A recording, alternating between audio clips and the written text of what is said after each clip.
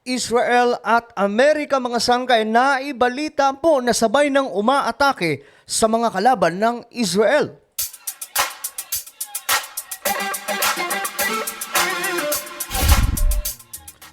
Alright guys, good day po. Magandang oras po sa lahat ng mga nanonood, mga nagsusubaybay dito sa ating channel. Lalong-lalo na po yung mga solid sangkay. Bago tayo magsimula, pakisubscribe po muna yung ating YouTube channel. Sa baba po ng video na to, makikita nyo po yung subscribe button.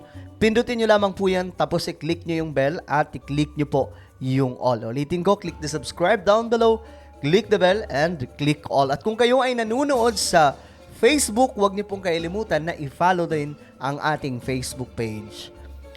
So ito nga po ang balita mga sangkay, ang Israel di umano at Amerika ay sabay na po mga sangkay na umaatake ngayon sa mga kalaban ng Israel. Nako, kung totoo ito mga sangkay, talagang wala nang kawala dito ang kalaban ng Israel. Amerika na po yan No? So ito po yung balita. Breaking, terror tunnel warfare intensifies as IDF or Israel Defense Force and US, United States of America, attack Hezbollah positions. So ito mga sangkay, hindi lang Hamas po ang kalaban ng Israel, marami pa po dyan nakapaligid.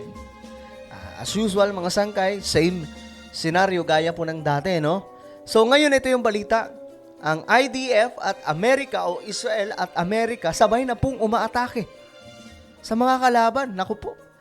Eto, panoorin mo natin. Day 24 in the Gaza-Israel war, and yesterday during the night, the fighting between Israel and Hamas in the Gaza Strip went to the next level. Yan, makikita nyo po mga sangkay. Ito po yung mga sumusugod mga sangkay sa pinagkukutaan na tunnel nitong Hamas at mga iba pang mga kalaban nila dyan sa paligid ng Israel. The IDF forces, including tanks and special units, carried out operation against Hamas terror tunnels. A few of these terror tunnels. Ayan mga sangkay, ito po yung ilalim ng Gaza. Grabe, no? Para po talagang inspired ito sa Vietnam War at saka Japan. Ganun po sila gumawa ng tunnel noon. Sa ilalim po ng lupa mga sangkay, binubutasan, ginagawan po ng mga taguan doon ng mga sundalo. At ngayon mga sangkay, ito po ang ginawa ng Hamas at iba pang mga kalaban nila. Pinagkutaan po nila ang ilalim ng lupa ng Gaza. So ang mangyayari mga sangkay, ginawa po nilang shield, ginawa po nilang panangga yung mga civilian na Palestinians. Ganun po sila kawalang awa. Were located in the northern part of the Gaza Strip, and the IDF used special tactics in Ayan Ganyan po nila dinudurog itong tunnel mga sangkay ng Hamas at nitong Hezbollah. order to lure the terrorists out of the tunnel while preparing an ambush Grabe. and neutralizing all these terrorists as they attempted to attack an Israeli force that was set as bait. As this was happening, more tanks entered the Gaza Strip from the sea area, from the coastline near Zikim.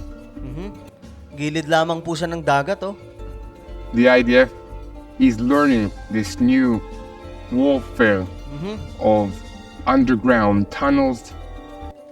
So, nakakuha po ng taktika ngayon ng IDF kung papaano dudurugin itong kalaban nila na kahit nasa ilalim po ng lupa.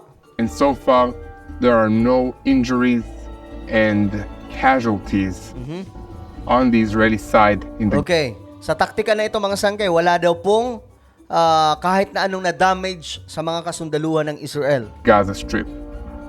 In the north, we see that the front widens and includes Syria as the IDF together with the United States carry Grabe Air Force na po yan ng IDF or Israel at Amerika ang umaatake sa mga kalaban.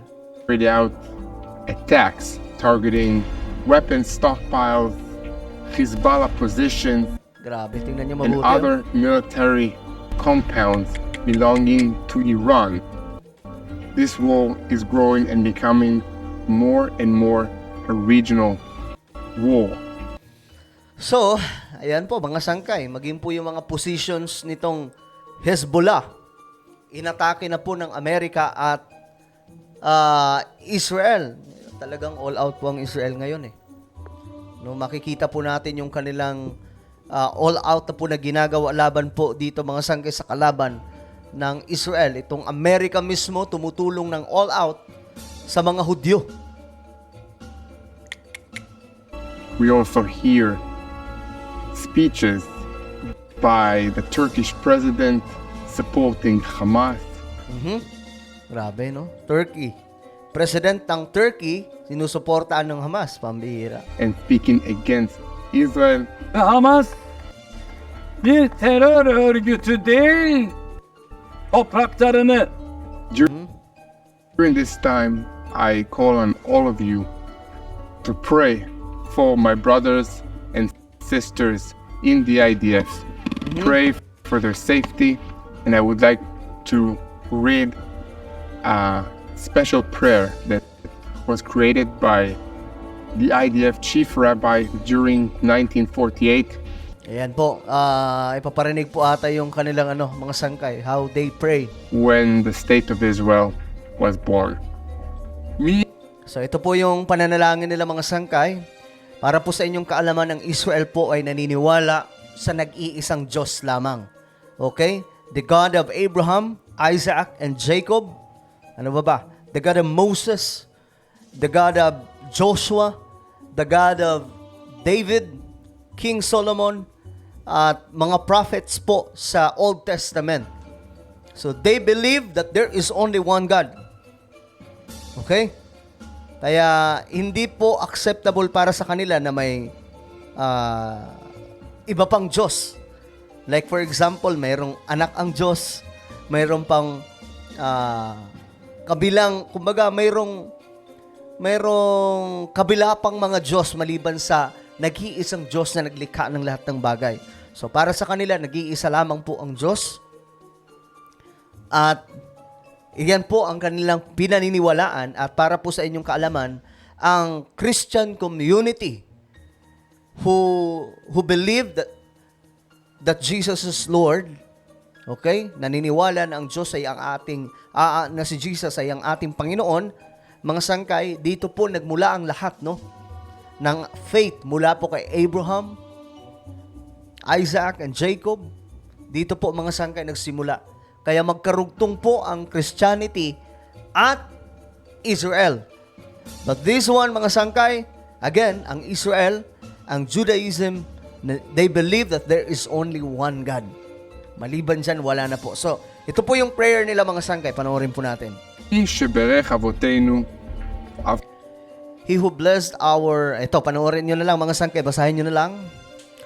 Forefathers, Abraham, Isaac, and Jacob, He blessed the fighters of Israel Defense Force who stand guard over our land and the cities of our God, from the border of the Lebanon to the desert of Egypt, and from the great sea unto the approach of the Arava, on the land, in the air, and on the sea. Ito po yung prayer nila אברהם, mga sangkay. יצחק ויעקב. הוא יברך את חיילי צבא ההגנה לישראל, העומדים על משמר ארצנו וערי אלוהינו, מגבול הלבנון ועד מדבר מצרים, ומן הים הגדול עד לבוא הערבה, ביבשה, באוויר ובים. Thank you, and pray for the peace of Jerusalem. Alright, guys. Ano po ang inyong opinion mga sangkay ngayon? Ang United States of America and IDF or Israel Defense Force ay nagtutulong na po para puksain ang kanilang mga kalaban. Just comment down below. Alright, ano po ngayon mga sangkay ay magpapaalam na, but before ang lahat, pakisubscribe po muna yung isa kong YouTube channel. Ito po ay Sangkay Revelation. Hanapin nyo po ito sa YouTube, then click the subscribe, click the bell, and click all. So ako na po yung magpapaalam. Hanggang sa muli, this is me, Sangkay Janjan. Palagi nyo pong tatandaan that Jesus loves you. God bless everyone.